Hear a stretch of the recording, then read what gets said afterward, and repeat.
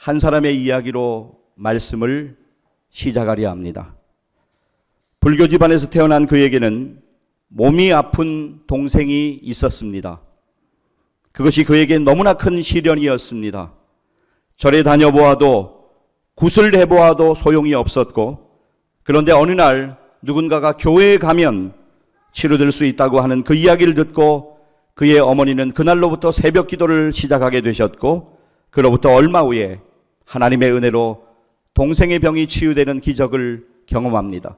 그렇게 그 가족이 하나님을 영접한 이후에 그도 하나님을 믿고 살아가고 있던 어느 날 그의 둘째 아이가 태어나면서 그에게 다시 한번 두 번째 시련의 파도가 덮쳐옵니다. 안타깝게도 둘째 아이는 태어나면서부터 뇌성마비로 한쪽 뇌가 줄어들어 있었기 때문에 6개월밖에 살 수 없다는 의사의 진단을 받습니다. 의사의 청청병력 같은 소리에 그의 가족은 포기와 하나님의 뜻, 두 가지 기로에서 하나님의 뜻을 찾기로 다짐합니다. 포기하지 않고 어머니와 아내, 그리고 그는 둘째 아이를 정성으로 돌보았습니다. 24시간을 고통스럽게 우는 아이를 달래며 그들은 걱정하고 근심하는 대신에 우리 가정에 천사를 보내주시며 감사했습니다. 보내주심에 그것을 생각하며 감사했습니다. 그러한 가운데 그는 진정한 감사는 고난 중에 하는 감사라고 하는 것을 깨닫게 됩니다. 그는 바로 감사 나눔 신문의 대표 김용환 장로님입니다. 그의 간증을 통해서 우리는 범사에 감사하는 것의 의미를 느낄 수가 있습니다. 성경은 우리에게 범사에 감사하라 라고 말씀합니다. 에베소서 5장 20절은 이렇게 말씀합니다. 범사에 우리 주 예수 그리스도의 이름으로 항상 아버지 하나님께 감사하며, 데살로니가전서 5장 18절 말씀은 우리에게 이렇게 말씀합니다. 범사에 감사하라. 이것이 그리스도 예수 안에서 너희를 향하신 하나님의 뜻이니라. 네, 성경은 범사에 감사하는 것이 하나님의 뜻이라고 우리에게 말씀합니다. 여기에서 범사의 헬라어는 엔판티인데 모든 상황과 모든 환경에서라고 하는 의미입니다.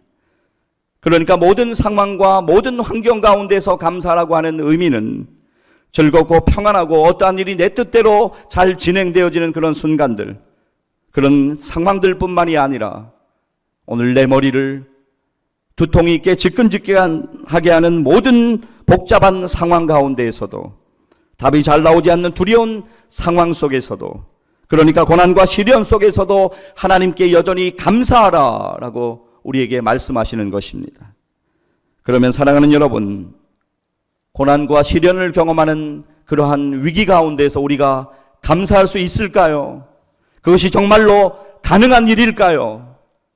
오늘 우리의 본문을 보면 큰 위기 가운데 있었지만 오히려 하나님께 믿음으로 감사함으로 하나님의 놀라운 역사를 경험하는 현장을 우리는 보게 되어집니다. 역대하 20장 1절에서 2절 말씀을 보면 모압과 암몬의 연합군, 그리고 마온 사람들이 연합군을 이루어서 유다를 침공해 오고 있는데 그들의 코앞까지 이르렀습니다.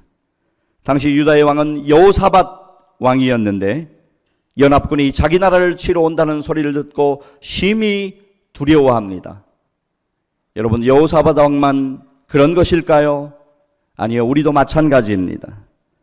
내가 머릿속에 예상한 시나리오대로, 내가 머릿속에 그린 그림대로 나의 사업이, 우리의 가정이, 나의 자녀가 움직여지지 않을 때, 내가 기대한 것과는 반대의 일들이 우리의 인생 가운데 펼쳐질 때, 인생의 시련 속에서 가장 먼저 우리에게 느껴지는 감정은 바로 두려움입니다. 두려움. 재정에 대한 두려움, 건강에 대한 두려움, 사업에 대한 두려움, 자녀에 대한 두려움, 직장에 대한 두려움, 은퇴에 대한 두려움, 이 모든 두려움을 경험하며 우리는 살아가고 있습니다. 가만히 생각하고 돌아보면 우리는 두려워하는데 아주 선수들입니다.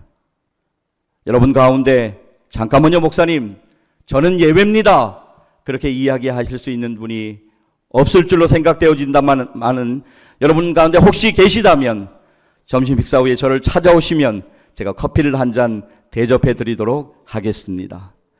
사랑하는 여러분, 오늘 우리가 두려움을 느끼는데 익숙한 것처럼 오늘 본문의 여호사밧 왕도 위기 앞에서 분명히 그는 두려워합니다. 그런데 지금부터 말씀을 더 잘 들으셔야 돼요. 그도 두려워하고 있지만 그러나 그는 두려움에 계속적으로 빠져 있지 않았습니다. 그는 하나님께 그의 얼굴을 향하고 간절히 기도합니다. 그리고 온 유다 백성에게 그는 금식을 선포합니다. 그리고 이렇게 기도하지 않습니까? 역대하 20장 12절 말씀, 우리 같이 한번 그의 기도를 읽겠습니다. 우리 하나님이여, 그들을 징벌하지 아니하시나이까? 우리를 치러 오는 이 큰 무리를 우리가 대적할 능력이 없고 어떻게 할 줄도 알지 못하옵고 오직 주만 바라보나이다. 아멘. 여러분, 저를 따라서 하시겠습니다. 오직 주만 바라보나이다. 다시 한번 우리 크게 따라서 하십시다. 오직 주만 바라보나이다. 주연에게는 힘이 없사오니 오직 주만 바라보겠습니다. 할렐루야. 그렇습니다. 오늘 우리가 한 이 고백, 오직 주만 바라보겠습니다, 이 고백이 우리의 믿음이 되어야만 합니다. 여호사밧 왕이 기도한 것처럼 우리도 믿음으로 하나님께 구해야만 하는 것입니다. 여러분, 여호사밧 왕의 기도, 우리가 조금 전에 읽었던 그 기도가 우리에게 주는 교훈은 사도 베드로가 거의 1000년 이후에 성령의 감동으로 기록한 말씀의 내용과 동일합니다. 베드로전서 5장 6절과 7절은 우리에게 이렇게 말씀하고 있습니다. 같이 읽겠습니다. 그러므로 하나님의 능하신 손 아래에서 겸손하라.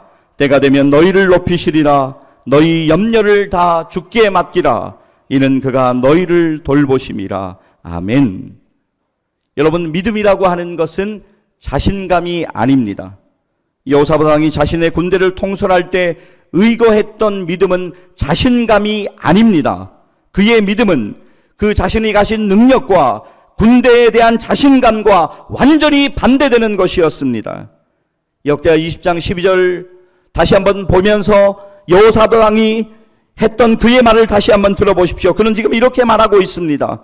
우리를 치러 오는 이 큰 무리를 우리가 대적할 능력이 없고 어떻게 할 줄도 알지 못하옵고, 그러나 그는 믿음으로 하나님을 잡고 믿음으로 하나님을 신뢰하고 하나님을 의지하여 기도하고 있습니다. 자, 이렇게 믿음으로 기도하는 가운데 하나님의 영이 레위 사람 야하시엘에게 임합니다. 역대하 20장 14절 앞부분 제가 읽어드리겠습니다. 여호와의 영이 회중 가운데에서 레위 사람 야하시엘에게 임하셨으니, 야하시엘에게 하나님의 영이 임하여서 이렇게 그는 전하고 있습니다. 하나님께서 여러분들에게 말씀하고 계십니다. 여러분, 놀라지 마십시오. 여러분, 두려워하지 마십시오. 이 전쟁은 여러분에게 속한 것이 아닙니다. 이 전쟁은 하나님께 속하였습니다. 여러분이 내일 전쟁터로 나갈 터인데 하나님이 여러분을 대신하여 대신 싸우실 것입니다. 그렇게 전하고 있습니다. 여러분, 얼마나 놀라운 소식입니까? 여러분은 어떻게 반응하시겠습니까? 여호사밧 왕은 어떻게 반응하고 있습니까? 이렇게 반응합니다. 이 말씀을 믿습니다. 그리고 이 말씀을 붙잡습니다. 그리고 하나님을 신뢰합니다. 오늘 우리의 본문 역대하 20장 20절 말씀, 우리 다 함께 한 목소리로 읽겠습니다. 이에 백성들이 아침에 일찍이 일어나서 들과 들로 나가니라. 나갈 때 여호사밧이 서서 이르되, 유다와 예루살렘 주민들아, 내 말을 들을지어다. 너희는 너희의 하나님 여호와를 신뢰하라. 그리하면 견고히 서리라. 그의 선지자들을 신뢰하라. 그리하면 형통하리라 하고. 아멘.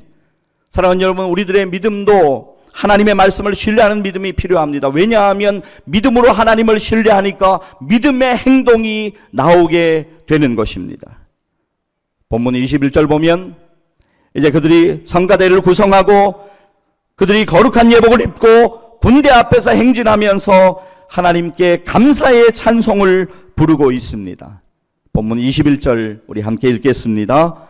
백성과 더불어 의논하고 노래하는 자들을 택하여 거룩한 예복을 입히고 군대 앞에서 행진하며 여호와를 찬송하여 이르기를, 여호와께 감사하세 그의 인자하심이 영원하도다 하게 하였더니. 아멘. 자, 여러분, 감사 찬송의 내용이 무엇입니까? 여호와께 감사하세, 그의 인자하심이 영원하도다. 여호와께 감사하세, 그의 인자하심이 영원하도다. 여러분, 지금 전쟁에 이겨서 감사하고 있는 것입니까? 아닙니다. 전쟁 아직 안 했어요. 여러분, 만약에 전쟁을 해서 연합군에게 그들이 패하게 된다면 모든 백성들은 그들의 포로가 될 것이고 그들의 종으로 살아가게 될 것입니다. 그리고 많은 사람들이 죽게 될 것입니다. 가장 먼저 죽는 사람이 누구일까요? 바로 여호사밧 왕 자신이 가장 먼저 죽는다는 것 그는 잘 알고 있습니다. 여러분, 감사한 환경 중에 감사가 아닙니다. 지금 그는 감사한 환경 가운데 감사를 드리고 있는 것이 아닙니다. 여러분, 감사한 중에는 저와 여러분도 웬만하면 감사할 수 있습니다. 그렇지 않습니까? 우리에게 감사한 환경이 있으면 우리는 하나님께 감사합니다. 그러나 여호사밧 왕은 상황을 초월해서 하나님을 믿음으로 신뢰하고 감사하고 있습니다. 위기 가운데 하나님을 믿음으로 신뢰하며 감사하고 있는 것입니다. 전쟁을 이긴 후에 감사드린 것이 아닙니다. 미리 하나님께 감사드리고 있습니다. 그래서 그의 감사는 위기 중 감사, 미리 감사입니다. 사랑하는 여러분, 여호사밧 왕에게만 이런 감사가 필요할까요? 아니요. 오늘 여호사밧 왕과 모든 형편과 상황은 다를 수 있지만 하나님의 은혜가 절실하게 필요한 우리들도 예배를 통하여 믿음으로 하나님께 감사해야만 합니다. 오늘 우리의 모든 상황과 우리의 모든 형편과 우리의 마음을 하나님은 다 아십니다. 하나님을 신뢰함으로 기도하고 감사해야만 합니다. 자, 여러분, 오늘 우리의 본문에서 하나님께 감사했더니, 전쟁도 하기 전에 하나님께 미리 감사했더니 어떤 일이 벌어졌습니까? 이제 오늘 우리의 본문 역대하 20장 22절 말씀 우리 같이 한 목소리로 읽겠습니다. 그 노래와 찬송이 시작될 때 여호와께서 복병을 두어 유다를 치러 온 암몬 자손과 모압과 세일산 주민들을 치게 하심으로 그들이 패하였으니. 네, 여러분, 이 전쟁이 누구에게 속해 있습니까? 하나님께 속해 있습니다. 예, 하나님께서 여호사밧 왕과 유다 사람들과 함께 하시니까 그들이 승리했다고 성경은 증거하고 있습니다. 그들을 위해 대신 싸우신 분이 누구이십니까? 하나님이십니다. 할렐루야.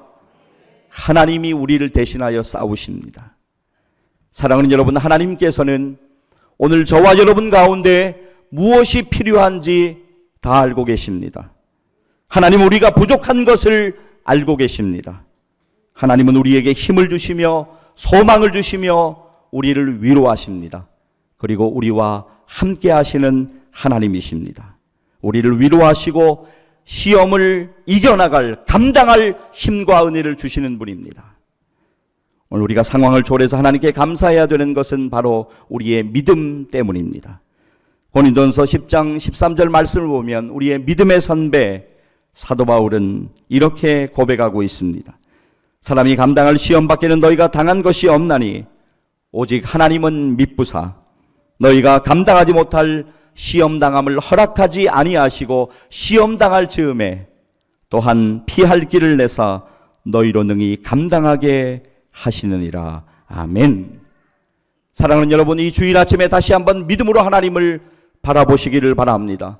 여러분의 관점을 내려놓으십시오. 그리고 하나님의 관점으로 여러분의 인생의 문제를 바라보십시오. 여러분, 우리가 인생을 살아가다 보면 힘든 일을 경험할 때가 있습니다. 육체가 힘들고 마음이 힘들고 여러 가지로 복잡한 상황을 경험할 때가 있습니다. 그때 누군가가 나를 진정으로 응원해 주는 사람이 있다면, 진심으로 나를 걱정하고 나의 어려움을 위하여 기도해 주는 사람이 있다면 그보다 더 큰 응원은 없을 것입니다. 사랑하는 여러분, 하나님은 여러분을 사랑하십니다. 그리고 바로 하나님이 여러분의 편이 되어주십니다. 시편 118편 6절에서 시편 기자는 이렇게 고백하지 않습니까? 우리 화면 보면서 함께 읽기를 원합니다. 여호와는 내 편이시라 내가 두려워하지 아니하리니 사람이 내게 어찌할까. 아멘. 우리 다시 한번 읽기를 원합니다. 여호와는 내 편이시라 내가 두려워하지 아니하리니 사람이 내게 어찌할까. 아멘. 내가 너의 편이야. 내가 너와 함께 할 거야. 라고 말씀하시는 하나님의 음성을 믿음으로 받는 주일 아침 되시기를 주님의 이름으로 간절히 축복합니다. 하나님께 감사하시기를 바랍니다.